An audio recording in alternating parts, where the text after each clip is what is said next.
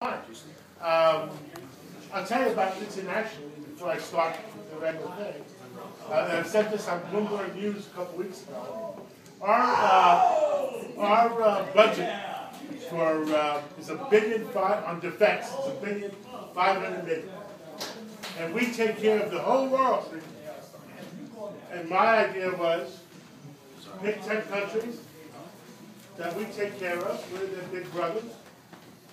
And send them a bill for $100 million. That's $1 billion. You know what happens when we get those $1 billion in? Trade again. The deficit goes away. Trade again. You know? $100 billion each times 10 is $1 trillion. You've been saying billion. No, trillion and a half. There you go. Okay? Now you got it. So $100 billion billed for Japan, $100 billion billed for Korea, $100 billion for the Saudis, etc., etc. Before you know it, it's a lot of money. It's $1 trillion. We don't have a deficit anymore. But I'm not here to talk about federal politics. Or my other thing, my other pet peeve, if I was president of the United States, which I don't qualify. No? You're overqualified. Because, and Romney would have won. He should have won. If you would have listened to me. Well, he lost New York 81-19. Oh. Okay? Crazy. 81-19. You sure about that? Those numbers? New York City. 81%. Oh, the city. Yeah, in the city, 5 boroughs, 81-19. That's why, you know, it's not only about being a Republican, it's being an electable Republican. Because the real race is November. Right. September, we're just playing games amongst ourselves. As my Iranian partner used to say once, the barbers will be giving each other haircuts. Independence Day 2020, if you had the right chief executive officer in Washington and put his foot down between oil, between Canada and Alaska and the United States and the Gulf of Mexico and Mexico, by 2020, we could be free of foreign oil. As a matter of fact, you know, people were complaining to me that I was in the oil business 4 years ago when I was running until Bloomberg pulled his ding, third term. I was running and I had a nomination. Bloomberg pulled the third term. And I said, well, how am I going to solve that? The inner circle, the New York Democrats, well, I need their votes. We need their votes. And we're playing games if we don't think we need their votes. And I'm in the oil business. I created a commercial. And it's on YouTube. Just go United. What would be the thing, John? United Refining. Made in America? Or? Made in America. That our gasoline is made from 100% North American crude oil. And when you see this commercial, you're going to have teardrops in your eyes, and I designed it. That's my job. I innovate. I create. And that's what it's all about. It's not just being, and somebody took objection to this one time. I'm not just a maintenance man. I'm that guy that says, well, put it this way here, and 10 years later, you still come back and find it the same way. I find better ways of doing things.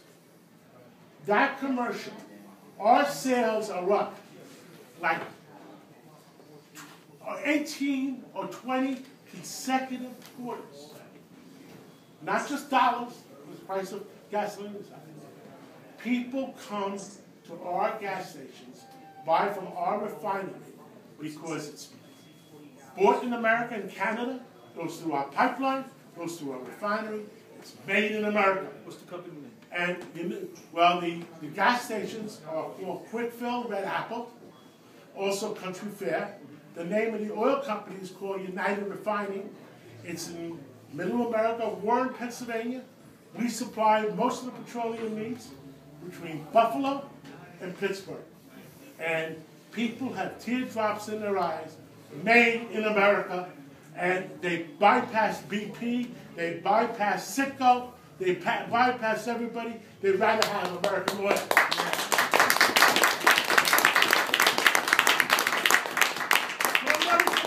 I'm running for mayor. I can't run for president. But let me tell you something. I would have won.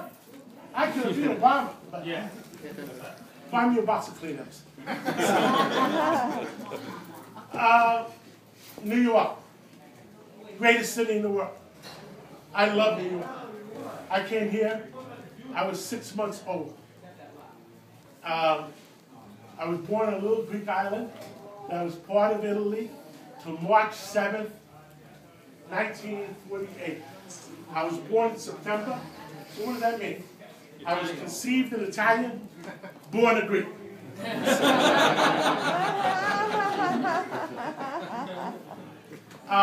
The truth is the truth. And I came to New York and I married a PR. My wife Margot, Polish-Russian. Doesn't New York deserve a first lady for a change? Yeah. We haven't had a first lady in 16 years. My daughter, well, my wife gave me 2 great kids. My daughter who married the grandson of an ex-president. And she went to NYU. Nice. And she was president of the Republican Club of NYU. Is that an oxymoron? I mean, NYU, I went to NYU, uptown campus.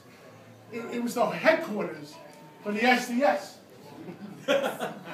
True.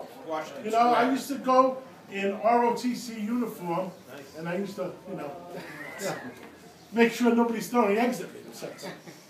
My son, she graduated, married a very nice kid, married Christopher Nixon Cox.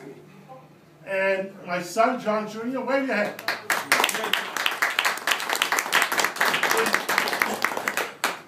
He is vice president of the NYU Republican Club now, but he's only a sophomore, so give him time. You know, maybe you'll make it higher, you know?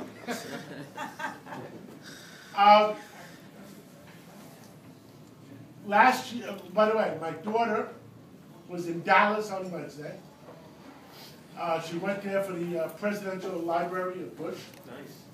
And she was in a small room with all the ex-presidents, 5 living presidents in that one little small room the size of this.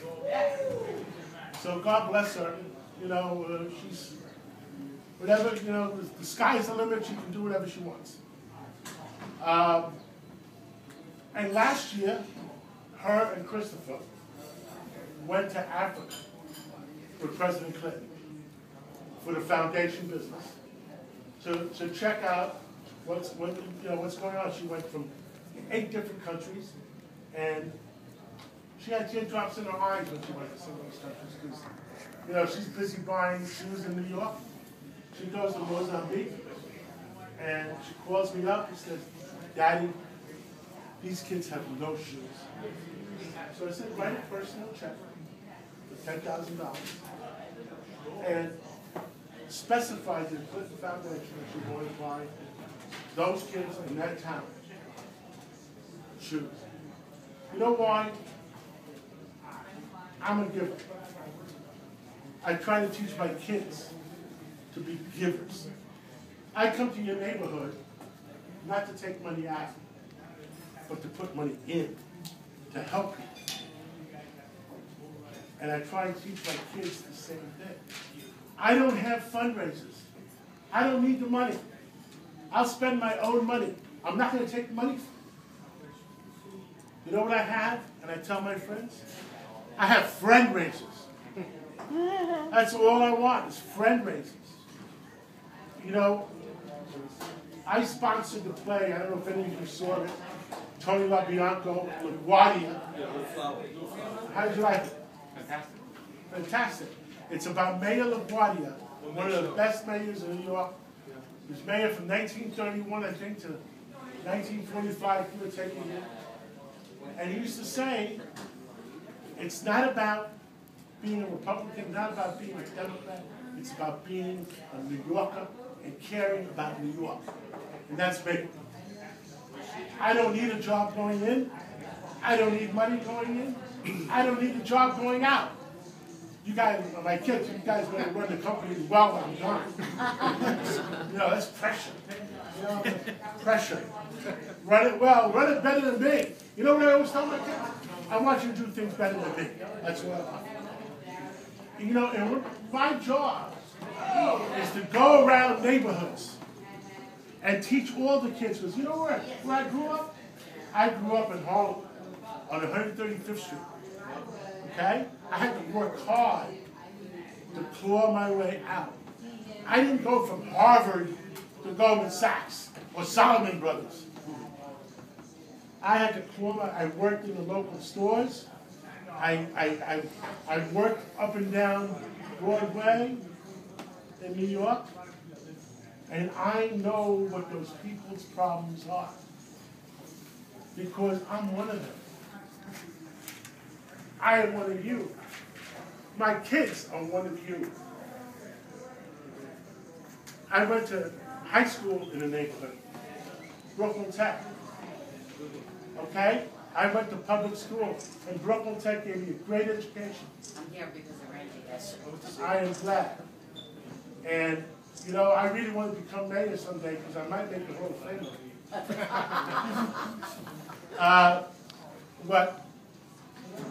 What we did for Brooklyn Tech going back, they had a great alumni society, and it's even better now.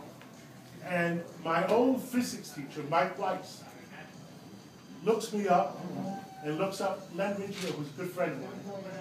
And he said to us, we want to raise money to keep Brooklyn Tech, your neighborhood here, in great shape. And the budget of the whole alumni society at that time was, well, you think we could raise $25,000? Me and Len Riggio put it together, and we raised $10 million. First time for a public high school. First time. You know what it's about? Being a doer and a visionary. Len Riggio did a great job. I helped. We got all the old graduates that were successes, and we said, hey, we got to maintain Brooklyn Tech. We put together $10 million, and we built various computer rooms, etc. Just to maintain the standards. After we did it, then some of the graduates of Bronx Science and some of the graduates of Stuyvesant did it. But Brooklyn Tech did it first. Thank you. I'm going to give you the big picture. A lot of things in New York are broken. Education system is broken. 40% of our kids drop out of high school. A sin.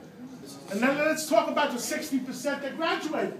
Where are the jobs for them when they graduate? They got no jobs. That's the next subject. What's the budget? What's They the can't even Let me finish, guys. What's the education? I'm going to take all the questions you want. I'll be here at midnight if you need me. My wife does.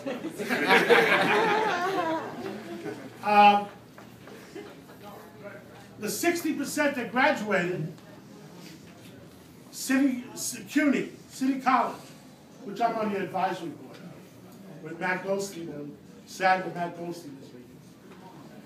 On the front page of the local papers, that the 81% of the 60% that graduated that applied to CUNY, you ready for this? Are not qualified for college level reading, writing, arithmetic. That's crazy. It's nuts. It's insanity. Give me a break. We need a mayor that's going to not do politics, put his foot down and say, we got to do the right job for our kids. Our kids are number one.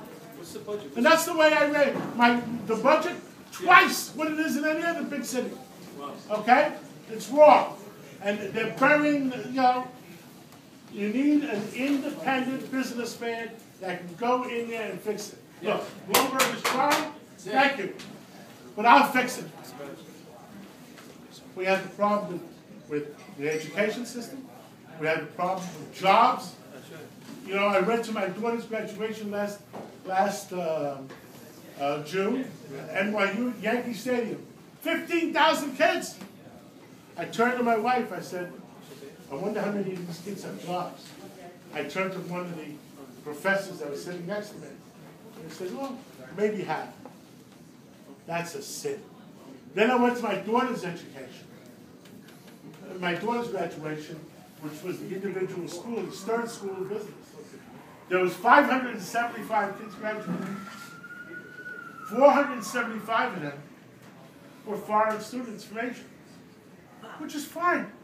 But you know, we trained them, we gave them an education, and you know what we do? We kick them out. We don't give them a chance to help America. And we train them. Education, jobs. I've created tens of thousands of jobs in my company. And thank you. Nobody else that's running has created those amount of jobs. I create. What I am going to do is push high-paying jobs, not $8 an hour jobs at Burger King or Walmart. You know why? Those $8 an hour jobs, we keep those kids prisoners in the poor neighborhoods. They never have a chance to escape. And I'm from there, I know that. We'll give them a free cell phone, we're going to give them food stamps too. But for $8 an hour, they don't have a chance to escape. We need high-paying jobs. Did you see what we got? Google downtown in the meatpacking district? Did you see that whole area we generate?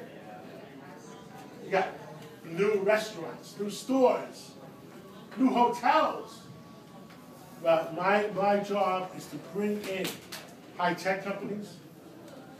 My job is to bring in biotech companies, internet companies. Who was the guy, John Jr., that wanted to run for mayor someday? Is it the guy from Twitter? Jack Dorsey from Twitter. Twitter? Yeah. Well, I'm going to call him. Remind me Monday. I'm going to call him. Well, you want to become mayor someday? Fine. Come to New York, put your headquarters in New York, create high-paying jobs in New York, and the people of New York maybe will make you mayor someday. Right? That's right. But let them put some money into New York first. And my dream, LaGuardia, had the 1939 World's Fair. We had the 1964 World's Fair. It's the anniversary, 15-year anniversary. I'm dreaming of a future World's Fair. A World's Fair that will bring in 100 different companies from the world. And you know what the theme is going to be? New York, 21st century. When I went to the 64 World's Fair and I saw the picture phone from AT&T Pavilion and other things, I said, wow. What we want is all these companies to come to New York, spend $50 million apiece on their pavilion. It will be great for tourism, great for the construction industry, create 10, 20,000 jobs in its own.